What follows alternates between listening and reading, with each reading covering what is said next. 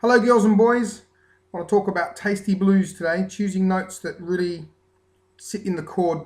A lot of times blues players on like electric guitar tend to be minor scales over major chords. So for instance, when you have like an E7, let's do the key of sort of an E blues, we'll call it. Not really the key technically, but we'll call it that. So like an E7, what a lot of people do over that is they'll map out the minor pentatonic, and it fits sort of. The downside is this. Here's the E7 chord.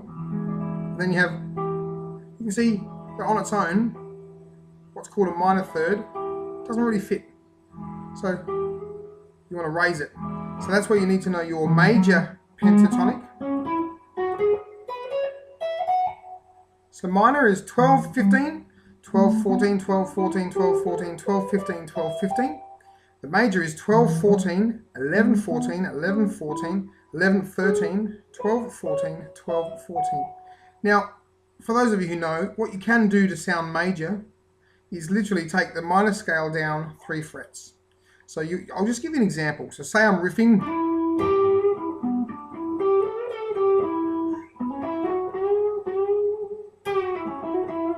I've just taken the basic similar idea.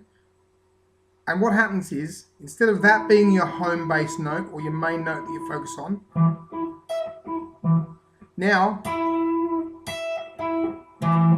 while you can use the same shape, you've got to choose a different starting point or a main home bass. So when you're in minor, you've got to think of that as your first note, that and that. So that's 12 on the E string, 14 on the D string, 12 on the E string. When you're playing 3 frets down, you'd be your baby finger, 12 on the E string. You'd be 9 on the G string and 12 on the E string. So just over an E chord, you can see I can go.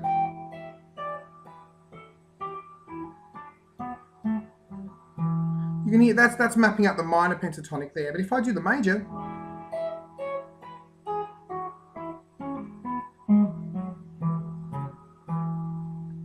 where I choose to end or start or hover, tonal centers, home basses, key notes, whatever you want to call it, that'll basically be the difference in me sounding strong versus sort of waffling. Now a lot of people will just sort of like, and that's okay. It sounds quite good. But let's go for more melody. So say I was doing E.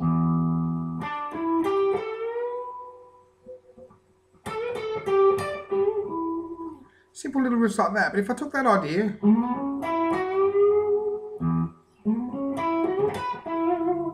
it's a very, very similar riff. So I went, I could go, so you can't stay there, you have to go, have to resolve. Now very simply, what you can also do is in minor pentatonics, this is a very common trick, is you use your minor scale, but when you get to the 12th fret, in the E, this is, you would actually raise that up a semitone. Now what a lot of people do is they do things like, you would have heard those, everyone's heard those.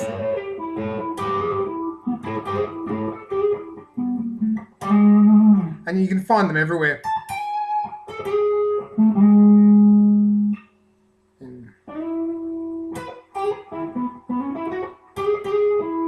So the way you can make your blues playing sound more melodic is just to be aware of where that minor third and major third is. Now what that means is in the E chord, it's a G or a G sharp note. In a major chord, it's a G sharp note. E and G sharp. E and G sharp.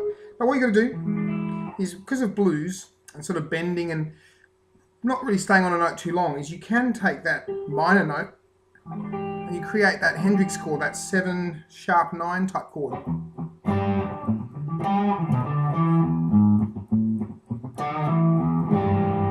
See, that's actually got a major third and a minor third in it, that chord.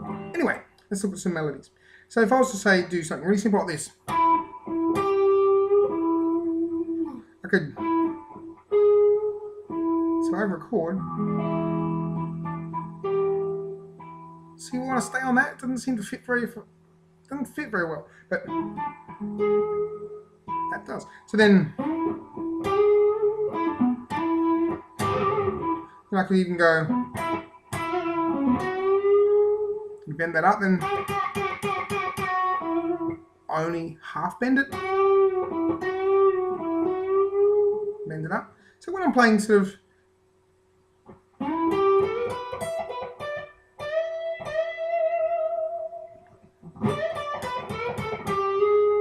I go back to my sort of, that'll give me that very strong major sound. And then when I go to say, what would I do? Go to my A7, I would focus on the A note within the scale, and then I could use the G quite well. And then I could, when I go back to E, and then when you go to B, you find the D sharp of the B chord. Now, I'm not going to go through all of that now, but what I'm going to do is I'm going to play without the chord backing, waffle, and you won't hear the chord distinction very well in my melody.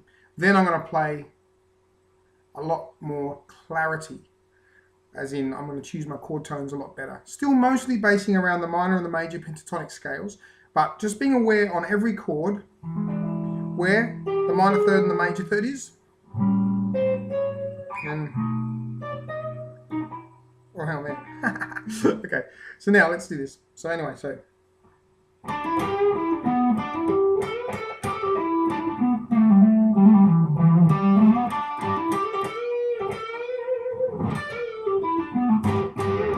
now I could hear the chord in the back of my mind because I know where it is, but that's not very distinctive. But what if I went,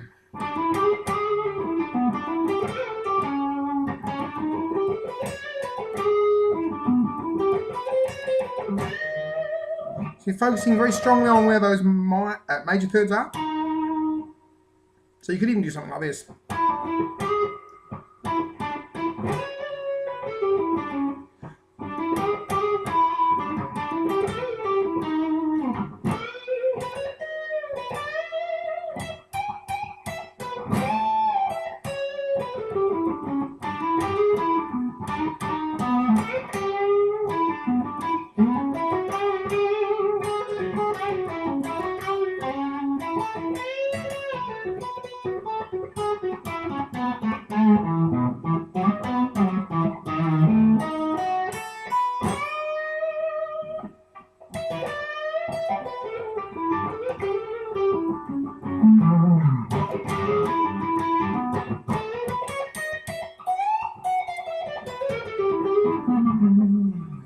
At the end I went very, very minor based and bluesy.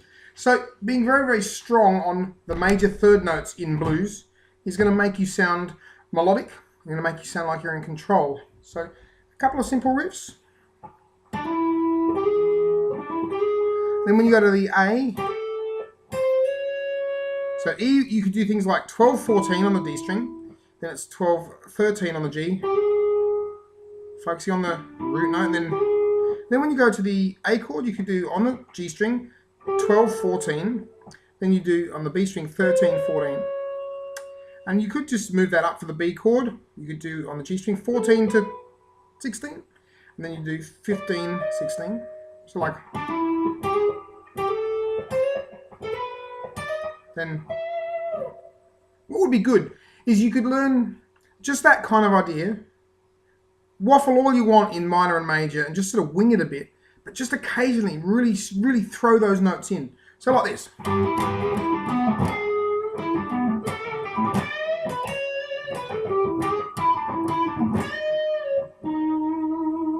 Just knowing where they are. The issue I've found with a lot of students is the second they move out of a comfortable place, like a minor pentatonic, say you move to there, people forget the position they were in.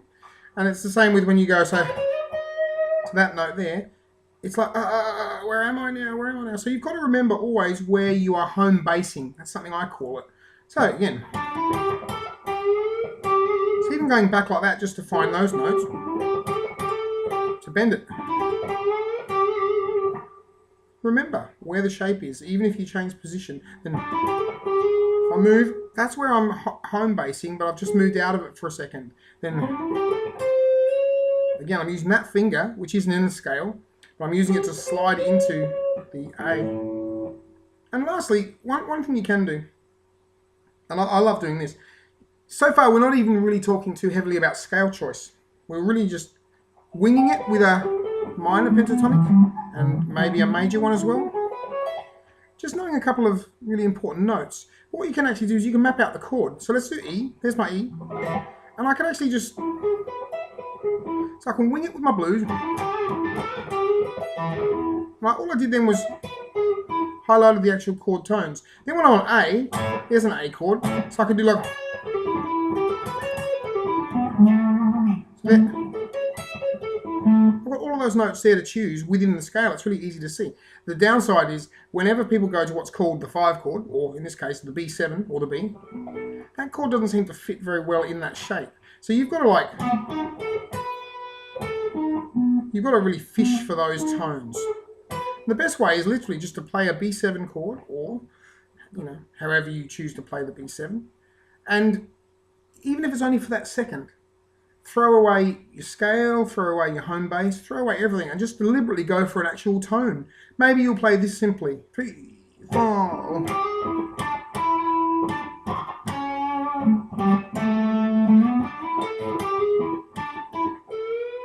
Now on the B, that's easy, you just bend that one.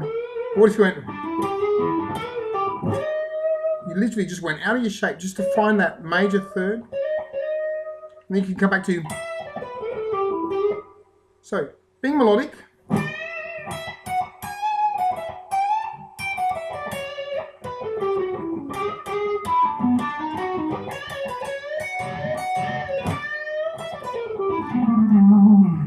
Sounds pretty cool. Think of that. Minor. Major. In minor. Focus on the E notes. In the major here, still, you're focusing on E notes, but different starting point.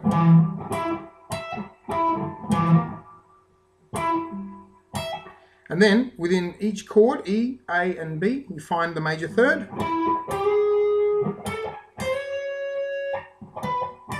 Or, I'm using the minor and the major there, so...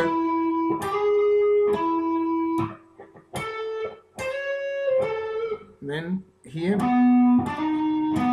So even something as simple as that. So I could do something like this.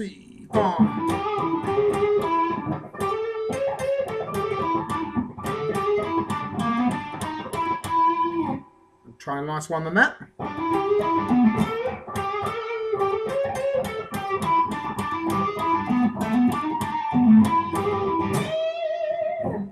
Just riffing, just mucking around, but just remembering to throw in. I think where people really mess up on this sort of stuff is that they're so used to doing the comfortable riffs that fit over one chord only. So, you do what comes naturally over one chord. It happens to work not too bad over the A chord as well, those same typical riffs, but it's always that, what's called the 5 chord, in this case the B7. They're the ones that really have this strong melodic differences. And most people just sort of, they just waffle through that. And it's, if you play fast, it doesn't sound too bad. But really knowing those notes.